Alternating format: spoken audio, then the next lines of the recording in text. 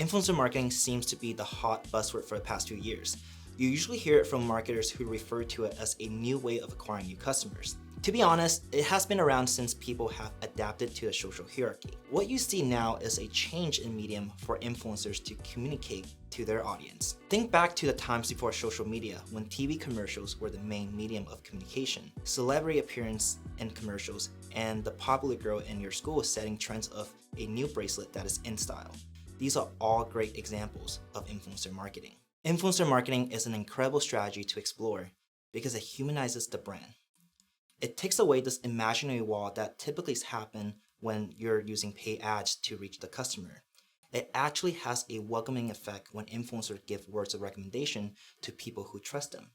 Their words weigh heavier than words from a brand who only talks about themselves. Finding the right influencer is the first step in starting influencer marketing. You don't find fitness influencers promoting hardware tech companies. It doesn't make sense for people who are following them because they're expecting fitness tips and inspirations for their lifestyle. So, how do you find the right influencer? Well, influencers can be broken down into three categories: nano, micro, and macro influencers. Every marketer has their own definition and process of categorizing influencers. To be honest, it's not as strict as it seems, and they're here for you to use as a reference. First, nano influencers are your everyday social media influencers with about 100 to 10,000 followers. They're not professional influencers and they post content for their friends and extended friend group. Micro influencers are larger than nano influencers with about less than 300,000 followers. Macro influencers are even larger numbers than that. As time progresses and the influencer market gets more saturated, these definitions are subject to change, so use them as a loose reference. It's important to categorize influencers because the process of partnerships with each of them will be different. Nano influencers are usually your friends or creators just getting started in the space. They tend to have the most influence with their words and are most receptive to brand promotion. The downside is that they don't have a specific niche, so it's more difficult to pinpoint the exact products that will work best for their account. But they might be more passionate about working with you for several reasons. It might be that they have never worked with brands before, or they might just starting out to build their portfolios, or they want social points from their friends by working with new brands to recommend to their friends. Working with nano influencers costs the least or doesn't cost anything at all. The only thing that you usually have to pay is sending the product to them. Nano influencers work the best when there's a large volume of them within a short period of time. Now, micro influencers usually have their own niche established and use their accounts as momentum to build a community. They may not have monetized their account yet since they're still on the smaller side and are more likely to receive gifts without asking for compensation. From my experience, when creators grow over 50,000 followers, they start asking for a payment based on posting and licensing rights. But that can vary when you build a good relationship with each of them. When it comes down to gifting products, there is no guarantee that the creator will post.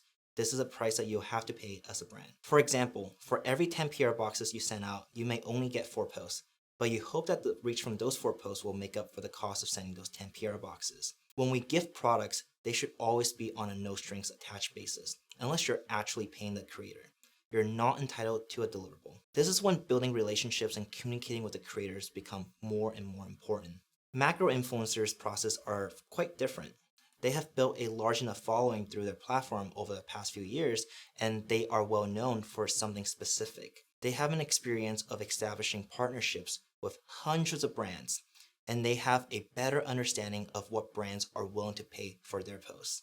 When you're working with these creators, there is a rate sheet that you'll have to follow, and there is a little negotiating room unless you're an established brand. From my experience, the return on investment of macro influencers decreases at a faster rate due to the cost of entry being so high and social media algorithm being inconsistent with those with the most followers. These macro influencers accounts tend to have less engagement as they start growing larger, so it's really important for you to make sure that they are engaged and connected with their community. I know it may seem like there's a ton of red flags when working with macro influencers, but there are actually several benefits. For one, working with a macro influencer gives your brand the credibility by association. You can use them in your ad and gain a higher click-through rate to your store. Second, Macro influencers inspire more nano and micro influencers to work with your brand. Creators are more likely to work with a brand they recognize than a brand that is less known. Now that you know how to choose your influencers, you need to keep track of results from the partnership. There's no straightforward way to track influencer marketing accurately, making it quite difficult to start, but there are a couple of tools that I like to use to make it easier. The first is a coupon code. I find this to be the easiest way to keep track of influencers for sales because their coupon code shows up on the order. However, this can make the brand partnership too obvious, and the best ads are the ads that don't seem like ads. The second one is a post-purchase survey. Creating a survey on the thank you page where customers can tell you where they found your brand is an effective way to keep track of your marketing efforts. The third is using a tool called Boost, which allows you to create tags that customers can use to text for an order. This is a less salesy way for influencers to promote a product because there's no link in bio or tracking with a coupon code. Influencers can tell people to text a tag to buy, and any sales through that tag gets recorded to the specific influencer. There are downsides to influencer marketing you have to be aware of. One, it's not always possible to accurately track the attribution of sales from each influencer. This is because some people might see a post on social media, but then come and buy it later on, or they may have Googled it, read some reviews, and then buy it, which leads to the attribution to be lost to that specific influencer. Two, you have to spend time building relationships with your influencers. Unlike any other form of marketing where you can just put $1 in and get $3 back, you can't just buy your way into influencer marketing. You need to build a solid relationship with them. By building a relationship with them, they become an effective ambassador for your brand. It's hard to scale and can be a time drain, but when it's done properly, it can be a huge lever of growth for your brand. There is a 4-step product seeding framework that I like to follow when I'm working with influencers. Step 1 is building brand awareness. When we're working with an influencer, our goal is to get the brand in front of the audience. This is to help them become familiar with the product, such as what it looks like and what it does. Since there are no strings attached, what an influencer posts is entirely up to them. All we're really looking for here is an exposure to the audience so that we can move on to the next step. We try to do this with as many creators as possible to see who we should engage with on step 2. Step 2 is the actual promotion. This is when the influencer tries to sell our product. We look for creators who are able to communicate our products to the audience with the best engagement for larger partnerships.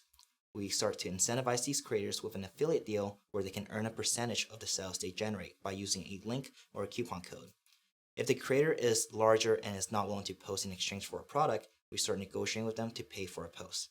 But be very careful of who you pick because sales from influencers' posts don't always come immediately.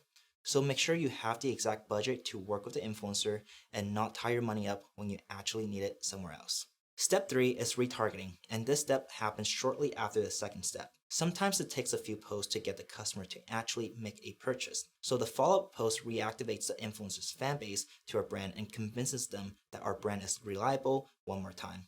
You can repeat the step as many times as the influencer wants. For smaller creators, as long as you keep sending them products, they will continue showing your products in their content. But nothing motivates them more than incentivizing them with a cut from each sale or a direct pay per post. I do find it easier to convert Instagram stories where the creator can add a link to your product.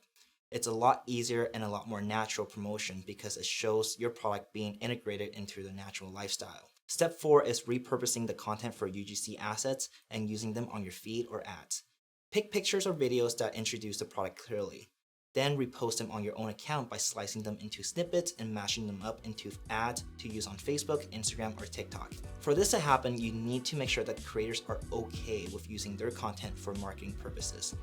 At a minimum, you should have a simple agreement over text in your conversation in order to get their consent. But for larger influencers with money involved, you want to make sure there is a contract signed to keep yourself protected.